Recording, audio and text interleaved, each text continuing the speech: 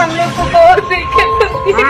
नहीं रो नहीं, सरकार जो है आपकी बातों को ध्यान देगी। हरिद्वार के सिंगदौर से जहाँ पर कांवड़ियों ने हंगामा कर दिया है, जो कानून व्यवस्था को मानने से बिल्कुल मना कर रहे हैं। 5 किलो राशन नहीं चाहिए, हमारा स्कूल बरमाल खुलक चाहिए। कावड़ खंडन पूरे के कारण टकराने वाली गाड़ी में तोड़फोड़ की गई है। विद्यालय खोला जाए, सरकार की मनमानी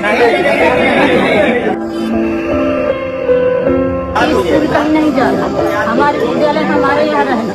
हमारा ये बच्चा माता, ये बच्चा एडमिशन कराने गया, 3 दिन बुखार में तड़पता रहा। बहुत बड़ी तकलीफ है और विद्यालय हमारा कदापि नहीं जाना चाहिए, नहीं हमारे बच्चों का पूरा भविष्य चला जाएगा। आज बात उत्तर प्रदेश की 2 खास किस्म की तस्वीरों की। एक तरफ उत्तर प्रदेश के जागरूक लोग मधुशाला नहीं पाठशाला 2 के नाम से जन आंदोलन खड़ा कर रहे हैं कि उत्तर प्रदेश के सरकारी स्कूल बंद न किए जाएं।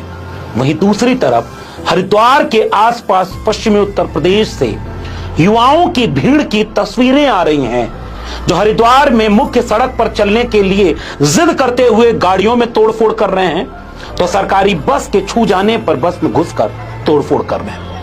ये 2 तस्वीरें 2 कहानियां कहती हैं। एक कहानी उत्तर प्रदेश के उन लोगों की है जिनके बच्चे इन सरकारी स्कूलों में पढ़ने जाते थे। अब सरकारी स्कूलों में विद्यार्थियों की संख्या को कम बता करके, और वो भी अलग अलग नियम से, कभी कहा गया कि 20 से कम विद्यार्थी होंगे तब उस स्कूल को बंद करके दूसरे स्कूल में पेयरिंग या मर्जर के तहत ट्रांसफर किया जाएगा। फिर किसी अध्यादेश में 50 का आंकड़ा आया, किसी में 70 छात्रों से कम का आया, और 5000 से ज्यादा स्कूल बंद किए जा चुके हैं। लगभग 27,000 से ज्यादा स्कूलों पर खतरा मंडरा रहा है।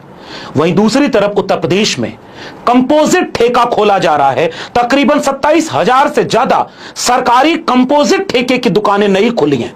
राम राज्य है, ठेका खुलेगा और अब एक ही ठेके पर अंग्रेजी बियर भी मिलेगी, अंग्रेजी शराब भी मिलेगी और देसी दारू भी मिलेगी, और गांव के करीब में मिलेगी, दूर नहीं जाना है। लेकिन अगर आपके बेटा बेटी को शिक्षा चाहिए और आपकी जेब में कॉन्वेंट स्कूल में देने भर का पैसा नहीं है, तो शिक्षा नहीं मिलेगी, उसके लिए दूर जाना होगा। रोते बिलखते बच्चे कह रहे हैं कि इतने दूर हम कैसे जाएंगे। अभिभावक बेबस लाचार होकर के कह रहे हैं कि हम अपने बच्चों को कैसे भेजेंगे, और जो जागरूक शिक्षक हैं वो रो रहे हैं कि हमने बड़ी मुश्किल से एक स्कूल को बनाया, अब उसे बंद किया जा रहा है। इन वीडियोस और तस्वीरों को देखने के बाद आपको लगेगा कि उत्तर प्रदेश कितना जागरूक हो गया है।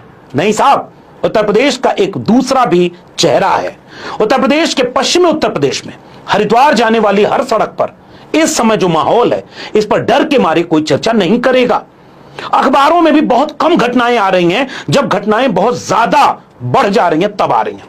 लेकिन एक चेहरा उत्तर प्रदेश का धर्म के लिबास में लिपटा हुआ है, क्योंकि जैसे ही आप इस पर कोई उंगली रखेंगे वैसे ही आप धर्म विरोधी, सनातन विरोधी, हिंदू विरोधी और जाने क्या क्या विरोधी हो जाएंगे, और आपको ट्रोल कर दिया जाएगा, हमला कर दिया जाएगा, गालियां दी जाएंगी और आपको भविष्य में विवादित बता दिया जाएगा। लेकिन मैं चाहता हूं कि इन वीडियोस को भी गौर से देखिए। एक तरफ हरिद्वार से लौटते हुए पुलिस ने इंतजाम किया कि आप लोगों के चलने के लिए एक व्यवस्थित दूसरा रास्ता बना है।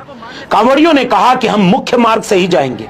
पुलिस से हाथापाई हुई, पुलिस ने किसी तरह से उन्हें समझाया। वर्तमान स्थिति क्या है हमें नहीं पता। अभी कांवड़ियों के ऊपर हेलीकॉप्टर से फूल बारिश इस साल अभी नहीं हुई।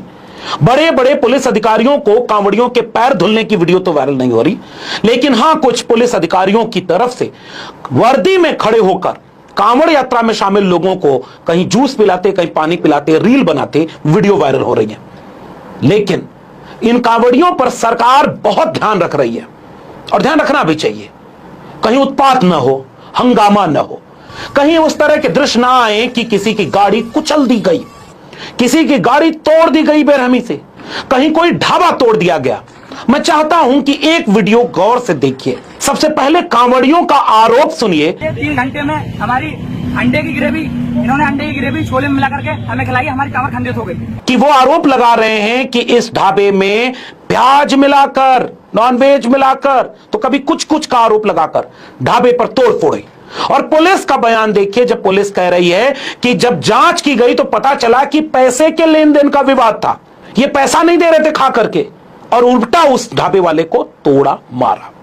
मैं चाहता हूं कि इस महिला ढाबे वाले को, इस करुणी व्यथा को बस चुपचाप सुन लीजिए आप, जिसके ढाबे को यह कह के तोड़ दिया गया कांवड़ियों के द्वारा, ये हिंदू है, पिछली वाले भी हिंदू थे, ये भी हिंदू हैं, और इनका यह रोना है कि बड़ी मुश्किल से 3 साल में ढाबा बनाया था, कोई शिकायत थी तो हमसे कहते, और बेरहमी से पीटा गया, पूरे ढाबे को तोड़ा गया, जो बीच बचाव करने आया उसको इतना मारा गया कि चारपाई पर लेटा हुआ है। रेड माइक की इस खबर को मैं उनको कर्टेसी देते हुए आपको दिखा रहा हूं। मैं दिन रात जागती हूँ जी, दिन रात जागती हूँ मैं, 24 घंटे में मात्र 2 घंटे सोती हूँ मैंने सब कुछ अपने हाथों से खड़ा किया हुआ है,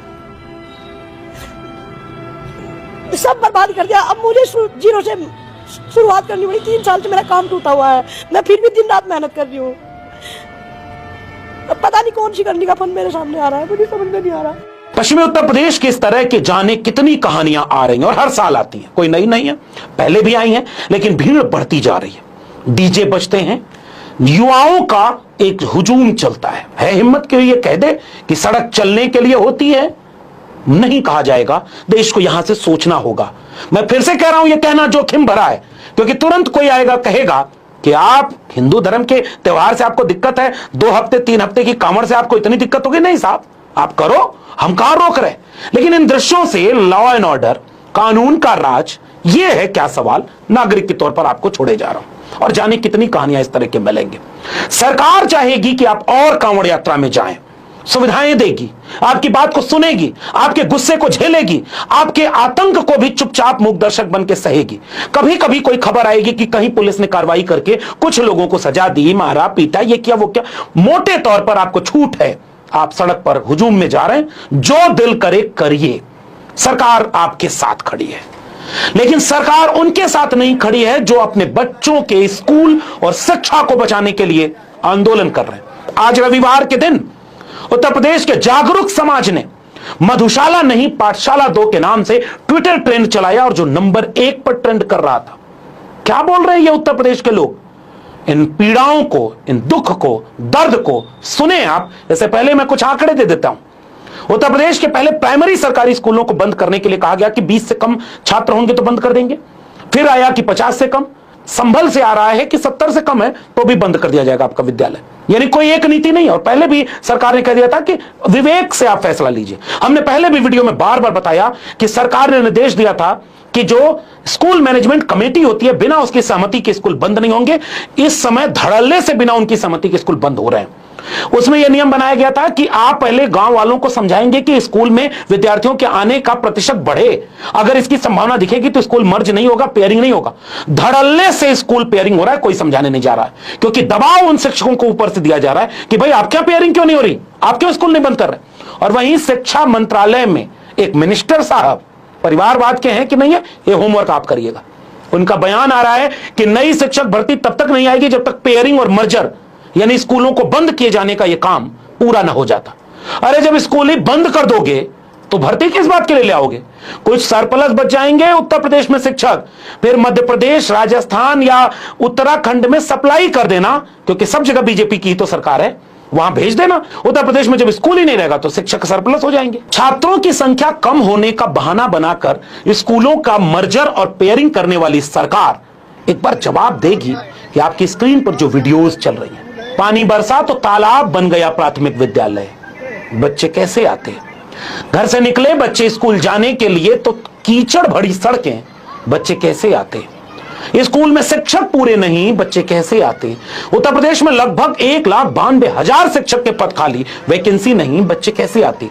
सरकार को कहां इन सवालों का जवाब देना था कि तुम्हारे चलते बच्चे कम हुए हैं प्राइमरी स्कूलों में। अब अपनी स्क्रीन पर इस खबर को गौर से देखना।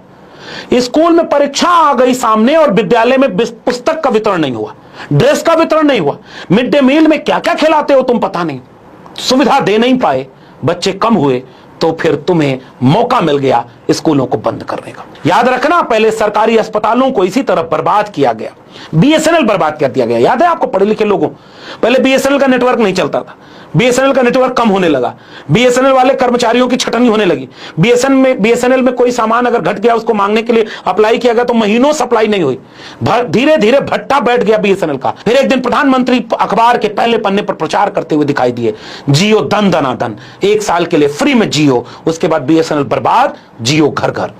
ऐसे ही सरकारी अस्पतालों को बर्बाद करने के लिए पहले दवाएं समय पर नहीं पहुंची, अस्पताल में मशीनें नहीं थी, डॉक्टर की संख्या नहीं थी, इंफ्रास्ट्रक्चर नहीं था। फिर जैसे जैसे सरकारी अस्पताल बर्बाद होते गए, प्राइवेट अस्पताल खड़े हो गए। वैसे ही एक समाजवादी छात्र नेता को सुनिए गौर से, जो कितनी महत्वपूर्ण बात कर रहा है कि ये जितने सरकारी स्कूल बर्बाद हो रहे हैं, इसके पीछे एक बड़ी वजह यह भी है कि प्राइवेट में जाने के लिए गरीबों के पास पैसा नहीं है, लेकिन ये सारे प्राइवेट स्कूल किसी बड़े अधिकारी या बड़े नेता के हैं।